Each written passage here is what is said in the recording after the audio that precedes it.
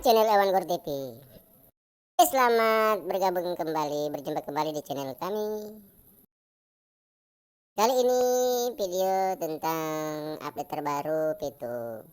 Jadi pada kesempatan ini kami menyampaikan informasi terbaru yang kami dapat dari grup WA para leader Pitu.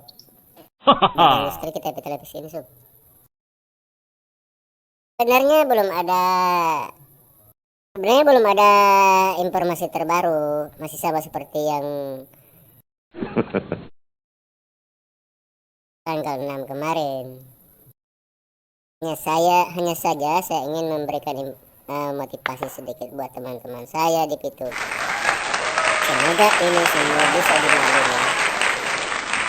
Saya katakan guys, optimis selalu kita. Mau sampai kapanpun aku tak akan bertanya lagi. Karena yang jelas pasti mulai saja. Punya beres ya pasti beres lah. Ngurus legalitas bukan sesuatu hal yang mudah seperti yang kita bayangkan guys. Karena prosesnya mesti dilewati dari pintu ke pintu.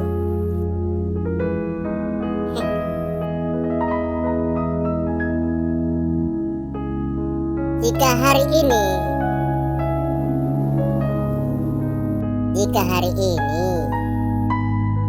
dan sebelum launching Pitu 3.0 ada banyak member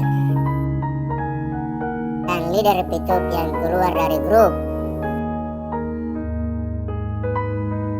Jadi jangan risau ya.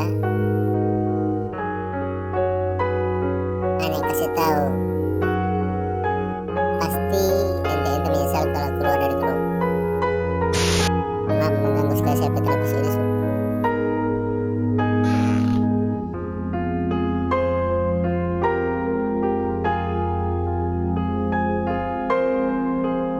Lanjut ya.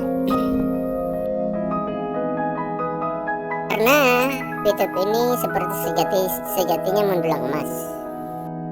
Emas itu langka dan mahal harganya. Yang bertahan sabar dan kokoh pada pilihannya itulah emas dan berlian. Kan jangan biarkan energi kita untuk mereka. Mungkin saja rezekinya bukan di Pitu. Contoh lain, tidak akan tercipta pemain terbaik. Nah. Jika tidak sabar secara terus menerus. Latihan secara terus menerus guys. Intinya loyal dengan instruksi.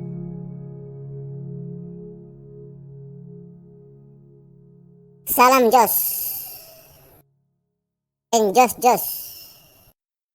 Salam juga Pati Babu, Pati Om Koko,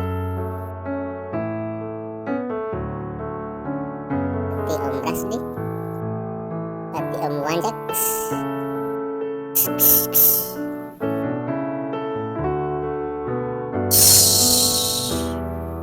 Pati Om Organ di puncak. Bukan pulang dulu, mau bapancing torang ya.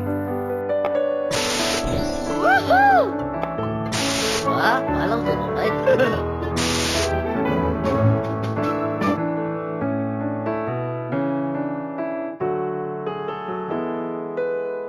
Ini sedikit cerita dari saya.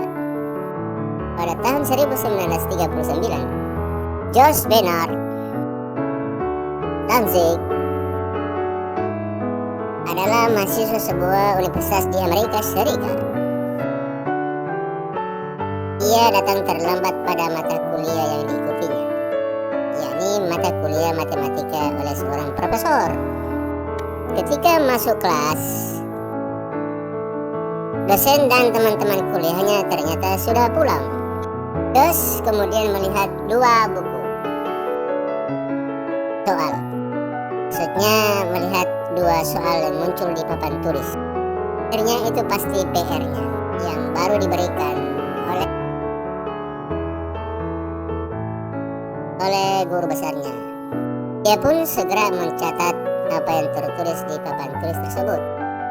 Berhari-hari dia mencoba menyelesaikan PR tersebut dengan berbagai cara ia lakukan. Tidak biasanya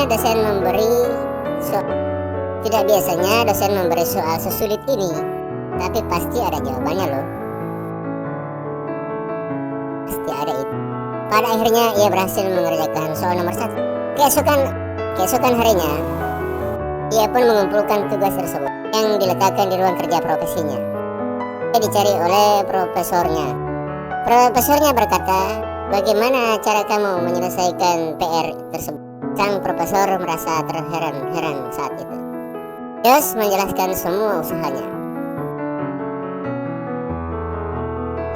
Anda tahu apa yang dijawab oleh profesor tersebut? Tahu ya? Soal itu ternyata ditulis oleh profesor ketika ia menjelaskan tentang dua buah soal. Soal tersulit di muka bumi ini. Dan hingga saat ini belum ada satu orang pun yang membicarakannya atau memecahkan soal tersebut. Terus Jos Bernard Danzig kemudian menjawab profesor tersebut.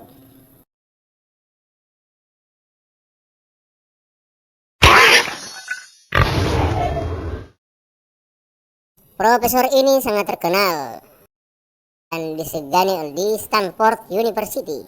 Dialah pemecah soal tersulit.